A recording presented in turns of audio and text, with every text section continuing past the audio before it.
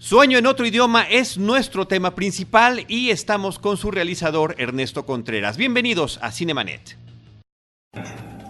El cine se ve, pero también se escucha. Se vive, se percibe, se comparte. Cinemanet comienza. Carlos del Río y Roberto Ortiz en cabina. www.cinemanet.com.mx es nuestro portal, es un espacio dedicado al mundo cinematográfico. Yo soy Carlos del Río, les saludo y saludo con mucho gusto a Roberto Ortiz. Además lo hago a nombre de Paulina Villavicencio, nuestra productora, de Uriel Valdés, nuestro productor. Roberto, ¿cómo estás? Pues con el gusto de tener como invitado a un viejo conocido. Ernesto Contreras, bienvenido de nueva cuenta a los micrófonos de Cinemanet. Qué gusto tenerte con nosotros. Muchas gracias, una vez más aquí con todo el gusto de platicar con ustedes, que siempre es tan enriquecedor e interesante. Al contrario, gracias a ti por estar con nosotros. Yo le quiero recordar a nuestro público algunas de las ocasiones en las que Ernesto nos ha acompañado. Por allá de principios del 2008, en febrero del 2008, se estrenaba Párpados Azules. En el episodio 195 vino Ernesto acompañado de Enrique Arriola y de Cecilia Suárez. El 25 de enero del 2015, siempre como a principio de año, coinciden algunos estrenos de tus películas, al menos las de ficción, Las Oscuras Primaveras, episodio 679, también nos ha acompañado en efecto, en eventos de presentaciones de películas con Roberto Ortiz, y en esta ocasión, Sueño en otro idioma. Estamos grabando a unos días de que se estrene la película. Este episodio sale normalmente en la semana de estreno de la cinta, y lo primero que quisiéramos preguntarte, Ernesto, es que compartieras con el público de Cinemanet la premisa con la que arranca tu historia. Bueno, básicamente es una historia sobre una milenaria lengua indígena que está a punto de desaparecer porque sus dos últimos hablantes se pelearon 50 años atrás. Y de pronto aparece un joven lingüista a tratar de hacer un registro de esta lengua y se encuentra con estos dos viejos que están peleados. Y la película va de eso, ¿no? Como de cómo reconstruir esa amistad, esa relación, y a partir de eso, descubrimos muchas cosas, y básicamente es como de lo que parte la historia. Muy bien. Yo quisiera hacerte dos preguntas. En principio, conforme uno ve la película y va descubriendo elementos, situaciones de la historia, me puse a pensar como espectador, ¿la película nos remite a una realidad idealizada o a una realidad imaginada como guión y como historia de ficción? Yo creo que, al igual que mis películas anteriores, podría decir que para mí es muy importante crear universos en los que podamos entrar en ciertas convenciones para conocer estos personajes, las situaciones. En el caso de Sueño en otro idioma, como su título lo indica, me interesaba mucho cómo crear esta realidad que, si bien es un México vivo y es un México real, está visto desde un ángulo que me interesaba para contar este cuento, ¿no? Finalmente es Veracruz, es mi tierra, es nuestra tierra, pero vista de una forma que pensé que era la mejor para contar esto. Y la otra pregunta es, de acuerdo a tu trayectoria fílmica, a tus trabajos que hemos visto, hay, no sé si diría yo una constante, pero sí relaciones amorosas que se suspenden, que se retrasan, que afloran abruptamente. Está efectivamente la concreción de la relación pasional amorosa, pero hay una gran dificultad a veces de los personajes en tus películas para establecer o prolongar dichas relaciones. Y lo vemos en tu primera película, Párpados Azules, que es un encuentro amoroso de dos personajes que se desconocen ellos. Está también tu película Las Oscuras Primaveras, ¿no? De un hombre y una mujer que se vinculan también en una relación fuerte, pero ambos tienen ya compromisos previos. También recientemente vimos en La Habitación un largometraje conformado por varios cortos, el tuyo, que tiene que ver con una apuesta erótica, que por cierto escoges a una actriz hermosísima del pasado, y también tiene que ver con retomar una relación que en el pasado embrionariamente se estaba dando. De alguna forma, en esta película tuya de Sueño en otro idioma, algo pasa similarmente. Estoy convencido de que lo que más me interesa en el cine es justamente hablar de las relaciones, hablar de cómo nos conectamos o no, y la exploración justamente a esas posibilidades que hay en la relación amorosa, la relación erótica, la relación familiar, filial. Creo que es todo sobre nosotros, ¿no? y cómo de alguna forma podemos reconocernos en pantalla, vernos ahí. En los casos que mencionaste de las películas anteriores, me ha pasado que siempre hay gente que se identifica profundamente con las historias. Y me ha pasado también con esta, con Sueño en otro idioma, que finalmente, bueno, es la historia de dos hombres. Hay una parte en la que son dos hombres mayores, ¿no?, quienes están en esta relación, yo diría, pendiente del pasado. Y pues nada, es parte de mi interés y de mi exploración en el cine. Sí, y si bien, retomo lo que dice Roberto, porque efectivamente es muy interesante. Son las relaciones, pero cada una que nos has presentado es distinta. Cada una tiene sus complejidades, distintos meollos del asunto. Entonces me parece que de verdad es enriquecedor cómo has ido sumando, al menos en esta cuestión, en tus trabajos de ficción, en largometraje y también, bueno, en esta historia que menciona Roberto de la habitación, este aspecto. Sí, en el caso de La habitación, por ejemplo, bueno, fue una invitación muy generosa de Machete Producciones, Eder Campos y Luis Salinas, que me invitaron a dirigir este episodio de la película, ¿no?, con esta gran actriz icónica, ¿no?, del cine de Kieslowski, que es Irán Yakov, y con este maravilloso actor mexicano que es Dagoberto Gama. Y bueno, es un guión que ya estaba escrito y que ellos me dieron la oportunidad de adaptar y de hacer algunos cambios, pero bueno, fue su invitación, un guión escrito por María Diego. Pero bueno, justamente coincidía con mis preocupaciones y venía a hacer Las Oscuras Primaveras, entonces como que hubo ahí esa coincidencia. Y bueno, por otro lado, tengo que darle crédito a mi hermano Carlos, que es el guionista y quien me ha propuesto estas historias y que siempre sabe cómo engancharme y seducirme para que las quiera hacer, ¿no? Entonces, sí, creo que, vamos, no sé si siempre en las siguientes películas vaya a ser esa la constante, pero hasta ahora es algo que me ha gustado y apasionado. En ese caso, de La habitación, nada más para concluir, era la ensoñación, ¿no? Que es un juego que haces con el espectador. Sí, exactamente. Que es muy interesante. Y aquí estamos hablando de este sueño del título de la película, ¿no? Sueño en otro idioma. ¿Por qué te interesó el tema de que fuera, pues, este hilo conductor, vamos a llamarle pretexto, ¿no?, de un idioma que se está perdiendo, de una lengua que está desapareciendo, y que además tuvieras que crearla, inventarla para la película, para poder pues tener control sobre lo que estaba sucediendo? Bueno, fue un largo viaje, en primer lugar, o ha sido un largo viaje. En primer lugar, esta historia surge a partir de una nota periodística que llega a manos de mi hermano Carlos, y esta nota habla de algo que pasa en una región de Tabasco que tiene que ver con dos últimos hablantes del ayapaneco, que en teoría están peleados. Y a partir de esa nota, Carlos piensa que, bueno, pues ahí hay algo potente, ¿no?, para crear una historia. Me la comparte, coincidimos en que hay que trabajarla, que eso puede ser una película. Y a partir de eso, bueno, yo la verdad es que fue como todo un descubrimiento, todo el asunto de las lenguas. No había reparado en ello, ¿no?, como de manera, vamos, como puntual, lo que significa.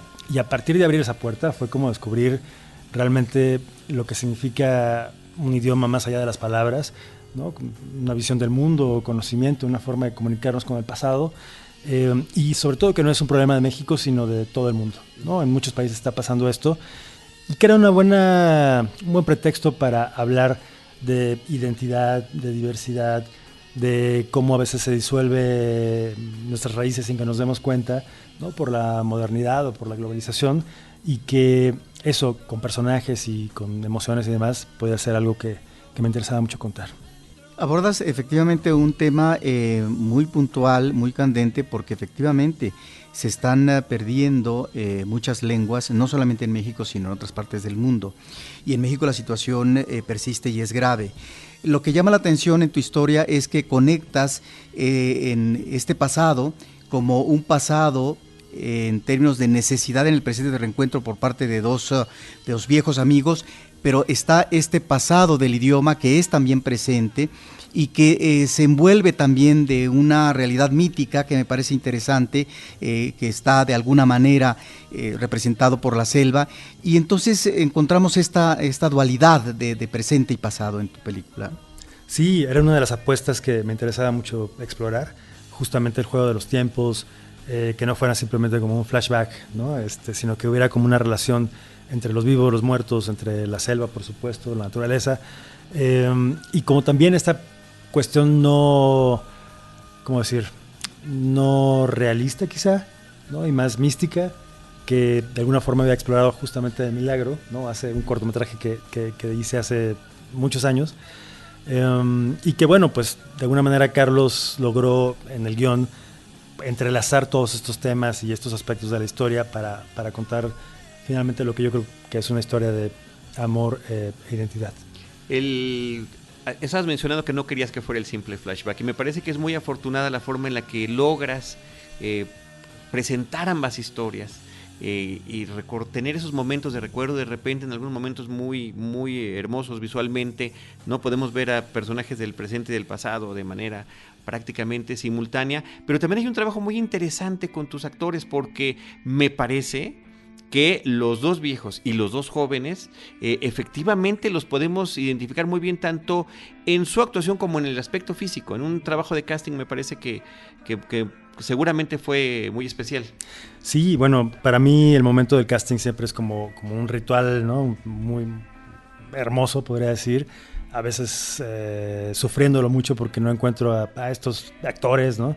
Y lo que me pasó con Sueño en otro idioma es que el primero que apareció fue Eligio Meléndez, que interpreta a Evaristo. Inmediatamente apareció José Manuel Poncelis, que interpreta a Isauro. Y cuando los vi juntos, bueno, pues ya yo estaba muy contento, porque ahí estaba esa ecuación que necesitaba de estos hombres, ¿no? Con la edad, son más jóvenes que los personajes, pero sabía que podían caracterizarse e interpretar a estos viejos. Y luego el reto era, bueno, encontrar a los jóvenes que idealmente se parecieran a los viejos y que fueran buenos actores. Y tuve así la suerte y la fortuna de que apareciera Juan Pablo de Santiago, que interpreta a Evaristo joven, un chico que habíamos visto en Voy a explotar de Gerardo Naranjo, o Asalto al cine de Iria Gómez. Y por otro lado apareció José Meléndez, que habíamos visto en Los Hámsters. Y bueno, no nada más son grandes actores, sino que en además... Almacenados, ¿no? Además. En Almacenados, por supuesto. Claro, pero cuando hice el casting todavía no se estrenaba Almacenados. Y nada, fue como puedo decir que la ecuación perfecta para la película. Y después, bueno, encontrarme con actores disciplinados, comprometidos, dispuestos a aprenderse esta locura de la lengua creada para la película, estudiarla muchísimo y apropiársela. Entonces, bueno, fue un placer trabajar con los cuatro. Las versiones jóvenes prácticamente no coinciden con las viejas en la película, pero ¿trabajaron juntos los actores para esto? ¿Hubo algún encuentro entre las versiones jóvenes y viejas de cada uno de los personajes? Pues digamos que fueron procesos por separado, pero hubo un momento en que coincidimos ya todos en la locación, ya que estábamos filmando, y fue un trabajo sobre todo de observación, tanto de José Meléndez como de Juan Pablo de Santiago, a sus personajes representados por Eligio y José Manuel. Y eso, fue como mucho trabajo por separado, por las duplas, digamos, de mesa, no tanto ensayo, porque no soy muy de la idea de ensayar, pero sí de conversar sobre las secuencias, escuchar música, ver ciertas imágenes, ¿no? Y de alguna manera como lograr sintonizar todos en la misma frecuencia. En la historia que vemos en tu cinta, mencionas tú que está el elemento de la identidad, y en esa identidad creo que podemos observar, como si se tratara de un microcosmos, de una entidad con sus propias características y complejidades. ¿A qué voy?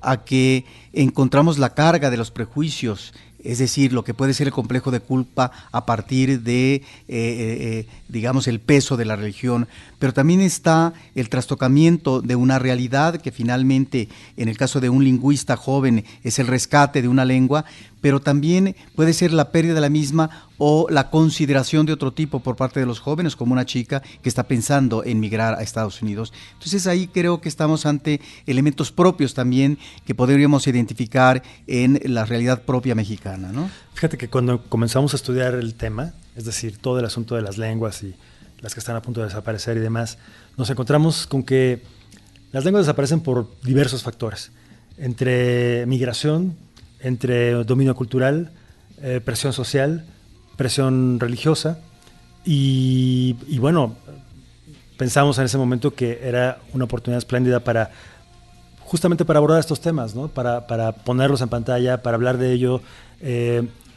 y desde diferentes aspectos construir la historia central. Pero sí, como bien dices, según yo, es reflejo de una realidad que está pues muy viva y muy presente. Y como está viva y presente, ¿cómo la han visto otros públicos cuando la has presentado también en el extranjero? Ha sido increíble la recepción. De entrada, bueno, estrenamos en el Festival de Sundance el año pasado, donde ganamos el premio del público, y eso mismo pasó en diversos festivales alrededor del mundo. Pero bueno, más allá de los premios, tuve la oportunidad de viajar varias veces con la película, y yo creo que lo más bonito del cine y de la experiencia de dirigir es justamente como descubrir esa posibilidad de conectarte con el otro, ¿no? Que pertenece a otra cultura, pero que a través de la pantalla hay como esa triangulación. Y nada, la gente, puedo decir que la reacción ha sido prácticamente la misma en todos lados, ¿no? Como de conmovidos, divertidos, como muy enganchados con la historia. Y nada, creo que eso me hace pensar que, bueno, ahora que llega al público acá en México, puede haber como esa conexión también. Y pensar que además lo haces en una comunidad muy pequeña la que aparece en esta historia de ficción, que pues es como un microcosmos de lo que vivimos en nuestro país. A final de cuentas, como que ciertos aspectos muy generales los podemos ahí ver reflejados en este pequeño pueblo, incluyendo en el tema de la cuestión de la intolerancia, pues hasta la de los niños cuando piensan que alguna persona es el loco del pueblo, ¿no? Exactamente. Sí, justamente creo que, bueno, son varios personajes, son como 10 personajes los que están ahí jugando todo el tiempo. Y sí, justamente nos funcionaba para mostrar diferentes aspectos de esto que queríamos contar. Como por ejemplo Lluvia, que es la nieta de uno de los viejos, de Evaristo, que bueno, da clases de inglés en una radio comunitaria y hace eso porque sabe que mucha gente quiere irse a Estados Unidos por una vida mejor y todo lo que sabemos, pero que bueno, que es parte del fenómeno que nos ha tocado vivir como mexicanos siendo vecinos de los Estados Unidos. Y hablando de ese personaje de Lluvia, Fátima Molina es la que la interpreta. Qué bonita presencia en pantalla. Sí. Me parece que sí es entrañable la forma en la que ella nos presenta su personaje y cómo está en esta dualidad, ¿no? Por una parte, es la que está tratando de darle los elementos a otras personas para que no les resulte tan tremendo inclusive es hasta un poco pues irónico y de broma las frases y palabras que ella se está enseñando, ¿no? Sí, son consejos prácticos para el viajero, se llama. Pero sí, para el viajero migrante, ¿no? Exactamente. Porque no es para el viajero turista. No es para el turista, claro, ¿no? Claro. Porque es una de las primeras frases. Vamos a hablar frases para el viajero. I need a job, ¿no? Basically. Exactamente. Entonces, bueno, que me parece afortunada y muy buena química la que hace con el personaje de Martín. Sí, bueno, igual, tanto Fernando Álvarez Rebel, que interpreta a Martín, como Fátima Molina, que interpreta a Lluvia, ambos llegaron del casting, o sea, realmente no nos conocíamos.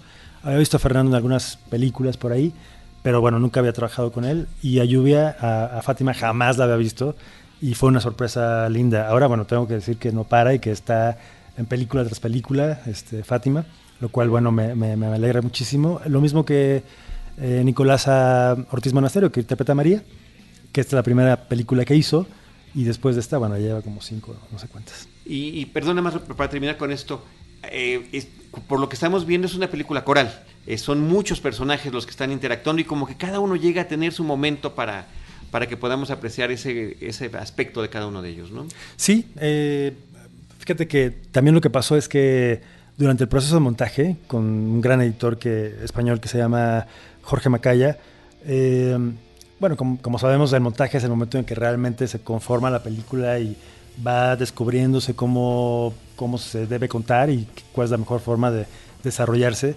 Y lo que nos pasó ahí es que, y voy a ser muy honesto, ¿no? Me parece que en un principio todo apuntaba a que el lingüista fuera el protagonista total de la historia, pero la historia de Evaristo Isauro comenzó a crecer muchísimo, a tomar muchísima fuerza, y por eso más bien se convirtió en algo, como bien dices, coral.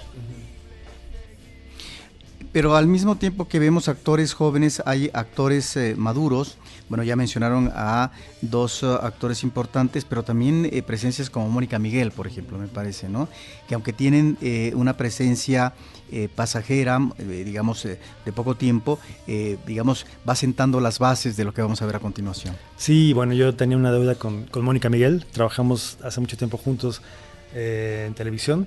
Y el día que me despedí o sea, estábamos en una producción de Carla Estrada, una telenovela que no me acuerdo cuál era,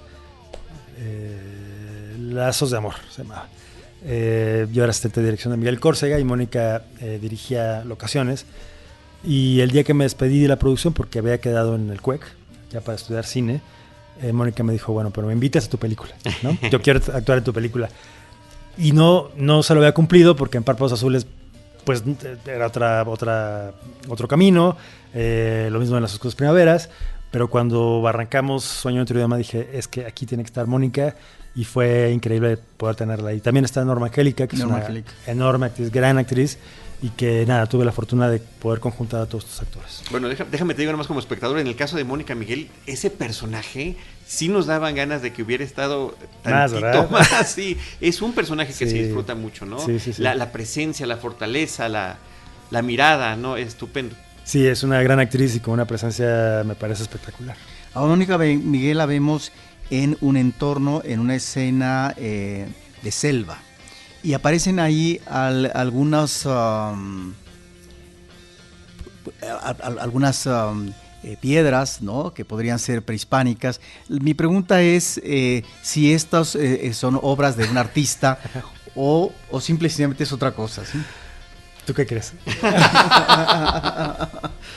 No, pues la magia del cine. La verdad es que el trabajo de Bárbara Enríquez, que es la diseñadora de producción, espléndido, ¿no? De lo que hizo con este lugar que era el lugar sagrado, le decíamos, igual que la casa de Isauro, que bueno, terminamos ahí destruyéndola, pero bueno, creo que logramos en ese espacio y en esas locaciones como realmente crear el universo que necesitábamos para contar esta película.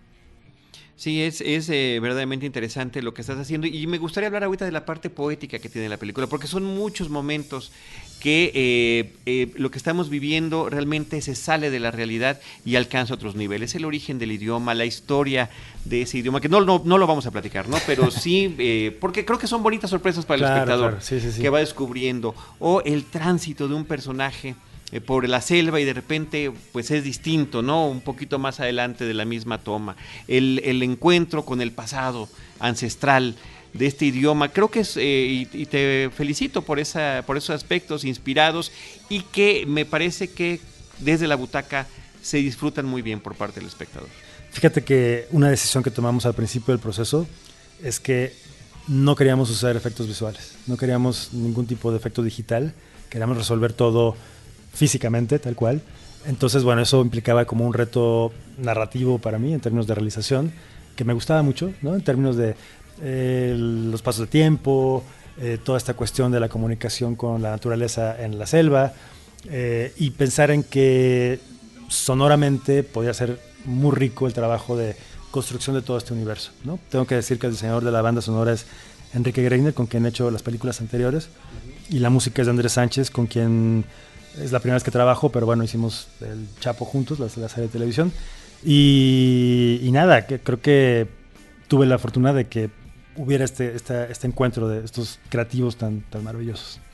Pareciera que en el aspecto actoral es película de conexiones, como tú mencionabas hace rato a Mónica Miguel, pero también está ahí, aunque sea un papel secundario, pero yo quiero destacar a Mardonio Carballo, un hombre que ha hecho mucho por el rescate precisamente de las lenguas y de las etnias en México, un hombre de un gran esfuerzo que además en la película pues está vinculado a una radiodifusora de FM que se llama La Voz de la Comunidad. Exactamente, no, fue un privilegio tener a Mardonio ahí, que tan generosamente hizo un espacio en su agenda. Es un hombre ocupadísimo, poeta, ¿no? Y vamos, un estudioso de todo el asunto que tiene que ver con cultura indígena y lenguas, como bien dices. Y nada, para mí, vamos, es muy especial siempre como quién va a estar en la película, aunque sean pequeños papeles, momentos, ¿no? Presencias ahí que sean en algún momento. Siempre es como pensar muy bien a quién invitamos, cómo lo hacemos para que vaya, y nada, creo que todos los actores invitados, pues nada, me llena de orgullo que estén ahí. Me interesa mucho el tema de la construcción del idioma, porque inclusive cuando vemos los créditos de la película hacia el final, hay gente que se dedicó a eso. No nada más está el tema de haber creado el idioma, de que los actores lo hubieran tenido que aprender, saber de qué manera, ¿no? Expresarlo verbalmente, su conexión histórica, ancestral, mítica, sino también hasta música, hasta una canción. Sí, les cuento que en un principio yo pensaba que íbamos a usar una lengua real. Después, cuando comenzamos a tener contacto con lingüistas y con hablantes de algunas lenguas a punto de desaparecer, nos dimos cuenta que, bueno, es un tesoro, ¿no? Para ellos es ese conocimiento es un tesoro y es sagrado. Y la verdad es que no quería que nadie fuera a sentir que estábamos usando eso para una película, así que decidimos aventarnos a crear una para nosotros. Invitamos a un lingüista que se llama Javier Valdés, y la propuesta fue, bueno, ¿por qué no hacer una adaptación de alguna lengua de la región para las secuencias que necesitamos? Y él, la verdad es que dijo, no, mejor hagamos algo original, dame tiempo, dame 2 meses y regreso con una propuesta. Y así fue, y regresó con un manual del Secril que contenía, bueno, pues vocabulario, reglas gramaticales, de pronunciación y demás, de tal forma que al poco tiempo, tanto los actores como yo estábamos literalmente tomando clases de Secril, y fue muy bonito, fue, vamos, muy, muy intenso para los actores, memorizar, aprender, entender y después apropiárselo para llegar a filmar, pero creo que valió la pena para la película y que para mí era importante que fuera completamente verosímil. Sí, creo que es una decisión interesante porque efectivamente al haber utilizado alguna hubiera creado algún tipo de conflicto, de polémica, y realmente es tan vasto lo que tenemos en el país que crear una para la ficción pues resulta correcto y además termina de poder cerrar bien este universo entre los personajes. ¿Alguna razón por la que se llame Secril o simplemente...? La locura de mi hermano, sí, la locura de Carlos, básicamente. De hecho, ya en el guión había palabras que conservamos, ¿no? Como Chupi, que significa hola, o Upibe, que significa amigo, o Yaide, que significa Dios. Eso siempre estuvo. Y después todo el resto de los diálogos y demás fue creación de este caballero llamado Javier Valdés. Quisiera que nos platicaras en la parte del guión, y si así está fundamentado, si bien vemos una realidad que tiene que ver con presente y con pasado, tanto en la parte inicial, en El corazón de la selva, con la parte final también en El corazón de la selva, vemos a personajes que de alguna manera se introducen a una entidad mítica, y me parece que esto en gran medida, no es que lo explique, pero sí configura un universo mayor, más complejo, de una realidad que a través del tiempo se va conformando y que socialmente se remite a creencias, a leyendas, a realidades también, porque son producto finalmente de una historia longeva. Sí, me interesaba mucho esa parte, como decir, ¿cómo habrá sido esta gente antes de que llegara la iglesia, por ejemplo, ¿no? Qué creencias, qué reglas, qué hábitos, y cómo de alguna forma cuando llega la religión impone, ¿no?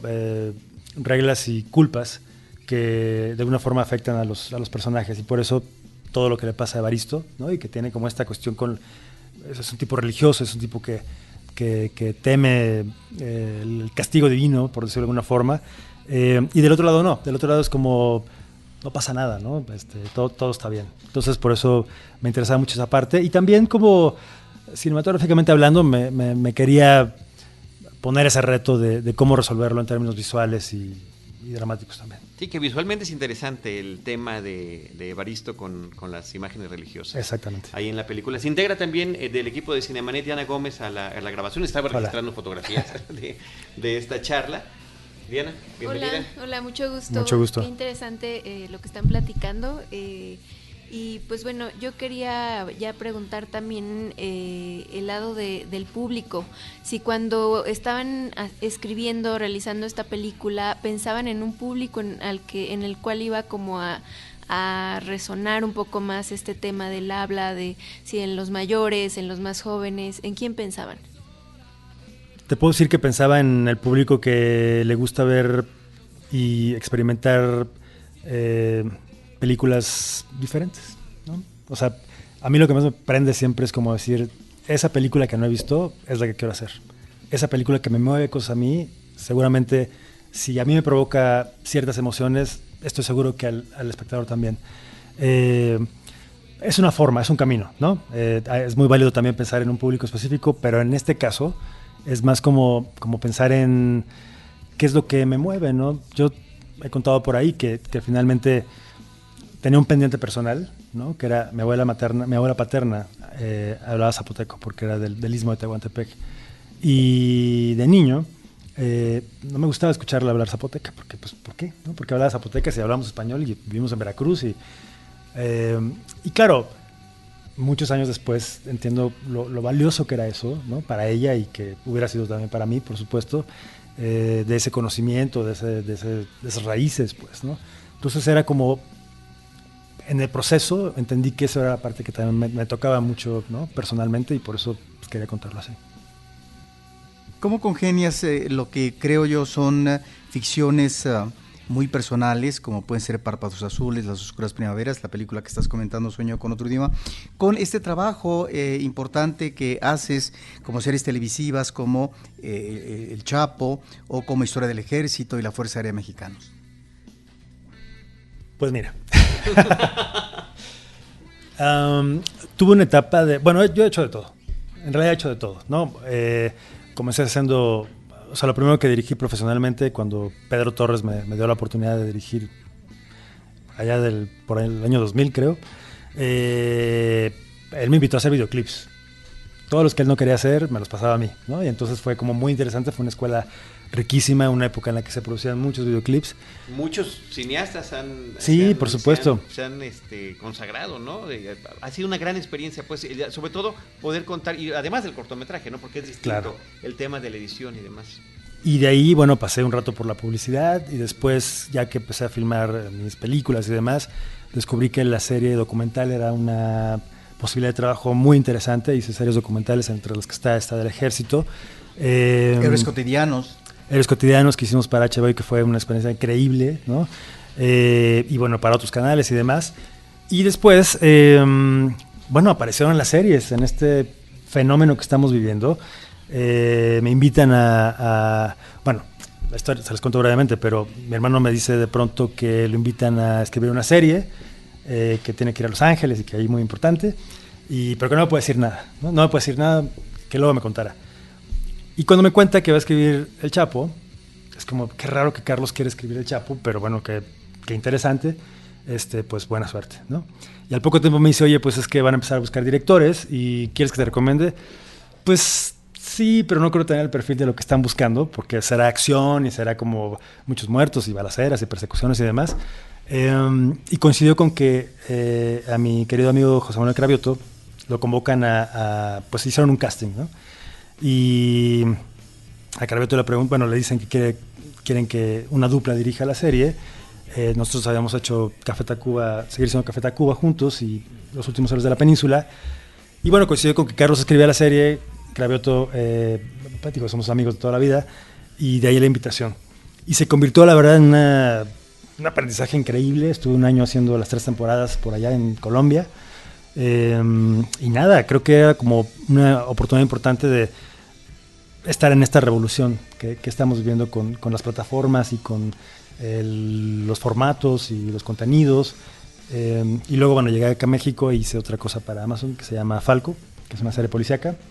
Y pues nada, yo siempre he abierto a probar, a experimentar y a aprender, ¿no? Y la dinámica debe ser un poco distinta también en términos de tiempos y también de recursos. Sí, entendemos que son aparatos muy grandes, son esquemas gigantescos en los que de entrada uno tiene que asumir que no es un trabajo personal. Hay ejecutivos, hay showrunners, hay un ejército de editores, o sea, es una maquinaria muy grande. Entonces, bueno, nuestro trabajo es filmar bien, filmar rápido, imprimirle, ¿no? lo que queremos como en términos de lenguaje y de nuestra consigna, por ejemplo, en El Chapo con Cravioto fue asumirlo como una película de 9 horas, ¿no? La primera temporada, y a pesar de la rapidez con la que hay que trabajar, darle ese sentido, ¿no? Y que todo estuviera cuidado y que el trabajo con los actores, el lenguaje con los fotógrafos, el diseño de producción, y nada, la verdad fue muy rico. Y en el sentido de las series, ¿qué es lo que sigue para este año? O sea, pues fíjate que no lo sé. hay por ahí algunas invitaciones y demás, pero yo he sido muy claro con mis productores. Para mí lo más importante son las películas. Yo soy un director de cine que a veces hace series, ¿no? Pero en realidad las películas es lo más importante, lo que más me llena y me motiva a seguir trabajando, ¿no? Entonces, más bien te puedo contar que estamos planeando otra película para el próximo año. Con el mismo guionista. Con el mismo, por supuesto. Sí. Digo, me encantaría trabajar con más guionistas.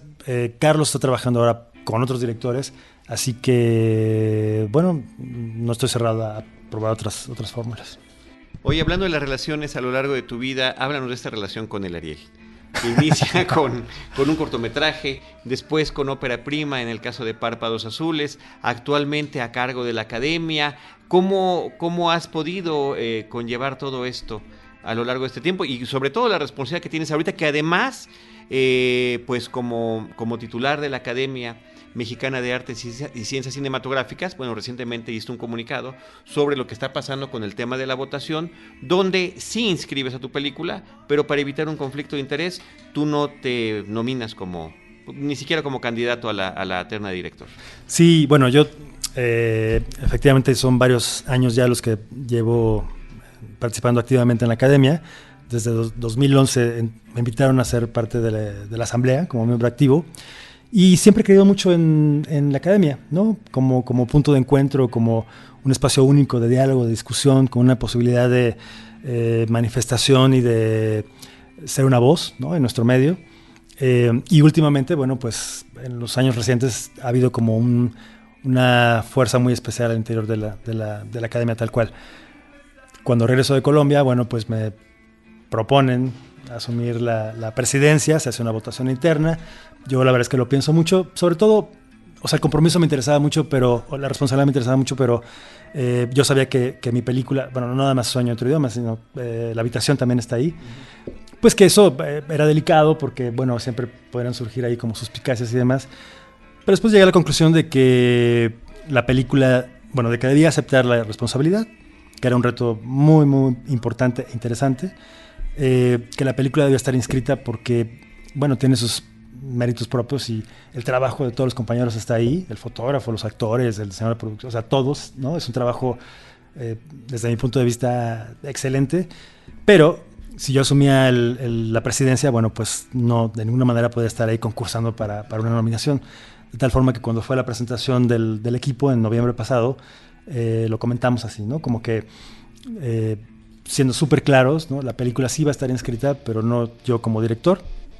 Y este comunicado que publicamos ayer fue justamente para quien no estuviera enterado o si no estaba como presente esa decisión, compartirla, ¿no? Compartirla y que todo sea como súper transparente. Y bueno, ahí vamos. Estamos trabajando muchísimo en un montón de proyectos con la Academia y ya les contaré. En el caso de la Academia, ya que estás mencionando este trabajo, continúa lo que desde hace algunos años ya se ha, si no establecido, pero sí ha habido un pronunciamiento del apoyo a ciertas películas en su restauración. Sí, por supuesto, es un proyecto padrísimo de colaboración con la Filmoteca de la UNAM. Bueno, recientemente se concluyó el proceso con Tepeyac y justamente acabamos de renovar esa alianza con el coordinador de difusión, que es Jorge Volpi, y el nuevo director de la Filmoteca, que es Hugo Villa, para por supuesto darle continuidad. Recordemos que la Academia tiene como objetivos principales la preservación, la defensa, la difusión y la investigación del cine mexicano, así que no podemos quitar el dedo del renglón. Sí, y nada más para terminar con el tema de la Academia, qué interesante que sus miembros, no nada más su presidente, sino los demás miembros, estén activos en el quehacer cinematográfico, ¿no? Que eso puede generar esto que llamas, ¿no?, en ese comunicado conflicto de interés, pero finalmente qué padre que sea gente que realmente está en activo, sí, en la actividad de producción fílmica. Yo creo que eso es lo que nutre a la Academia. Finalmente es un conjunto de profesionales que todos estamos haciendo películas y, bueno, series también, algunos. Y es, vamos, finalmente de eso va, ¿no? De una academia viva, de una academia activa, de una academia comprometida, y que muchas veces se nos dificulta las fechas y las agendas y demás, porque no, es que Berardo González está en el desierto de no sé dónde filmando, y Lucía Gajá está dando un masterclass en no sé dónde, y Rodrigo Herrán está por arrancar su nueva filmación, y Mónica Lozano, y Berta Navarro, y Nacho Ortiz, y el maestro Casals. Entonces, bueno, imagínate que estuviéramos todos en el letargo, pues no funcionaría. Además, nada más para terminar con la academia, es importante que haya una academia viva en estos momentos de transición sexenal, porque sí. no sabemos qué puede pasar en una próxima administración, porque ya sabemos de los peligros que existen cuando de repente quieren echar abajo instituciones cinematográficas, ciertos gobiernos. Sí, te puedo decir que justamente nos toca un momento muy interesante. De hecho, bueno, la próxima entrega del Ariel será el 5 de junio, martes 5 de junio en el Palacio de Bellas Artes, y estaremos a unas semanas de las elecciones presidenciales, así que yo creo que aquello va a estar muy intenso. Por supuesto, es una... Vamos, la ceremonia siempre ha sido como nuestra actividad más visible y completamente abierta, y el micrófono está ahí para quien gane y quiera decir lo que quiera decir. Sí, así es. Y habrá ya el tema de la transmisión simultánea televisiva. Sí. Porque bueno, siempre había este asunto de que era retrasada. Bueno, antes, hace unos años todavía, hasta una semana después en televisión, ¿no? No, desde el año pasado fue ya en vivo, la Uh-huh. transmisión, y este año estamos en las mismas.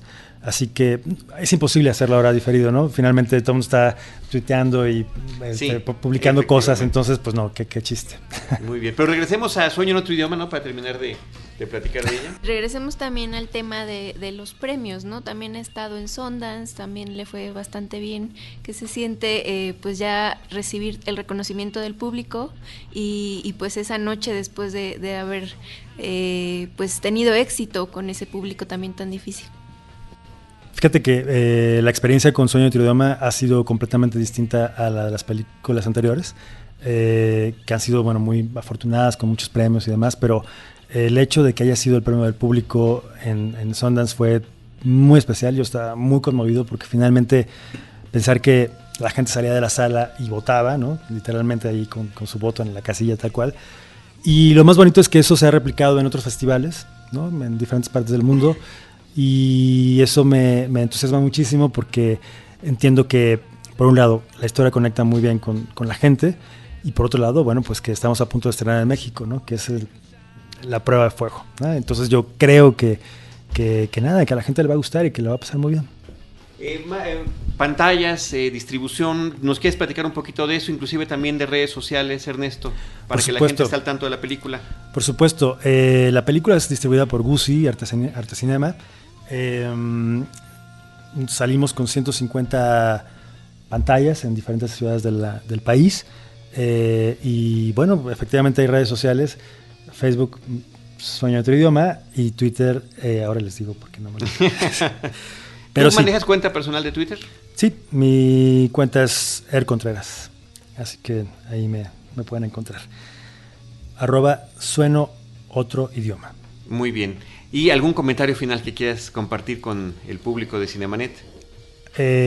Básicamente que los invito a que a partir del 20 de abril vengan a ver esta película. Les aseguro que va a ser una experiencia cinematográfica distinta, en donde van a ver a actores diferentes, con una historia, me atrevo a decir, muy original, escrita por Carlos. Y que nada, que ahí los espero, y que no solamente mi película, sino todas las películas mexicanas que se están estrenando en estos meses. Muy bien, una última pregunta, sin spoiler realmente, nada más, ¿hay algún momento de la cinta en que el diálogo es subtitulado de una manera interesante? ¿Pensaste que pudiera haber sido no subtitulado y que simplemente quedara así a interpretación del público? Sí, lo probamos, pero para mí era muy importante que ese mensaje, lo que ahí podemos entender y leer claramente, quedara muy claro, ¿no? Para mí era es casi la premisa de la película, y porque también en el ámbito en el que se da esta secuencia, pues se prestaba, ¿no? Es un momento mágico, onírico, y siempre estuvo así en el guión, entonces decidimos dejarlo así. De acuerdo, pues muchas gracias, Ernesto Contreras, qué gusto tenerte una vez más. Le recuerdo a nuestros amigos, episodios 195 y 679 con Párpados Azules y Las Oscuras Primaveras, y ahora con Sueño en otro idioma. Desde estos micrófonos me toca agradecerle a todos los que nos han escuchado, al equipo de Cinemanet, Uriel, Diana, Roberto y a todos los que nos escuchan, también recordando nuestras redes sociales, @Cinemanet en Twitter, facebook.com/Cinemanet, Cinemanet1 en Instagram y Cinemanet1 en YouTube. En cualquiera de esos espacios, nosotros les estaremos esperando con cine, cine y más cine. Cinemanet termina por hoy. Más cine en Cinemanet.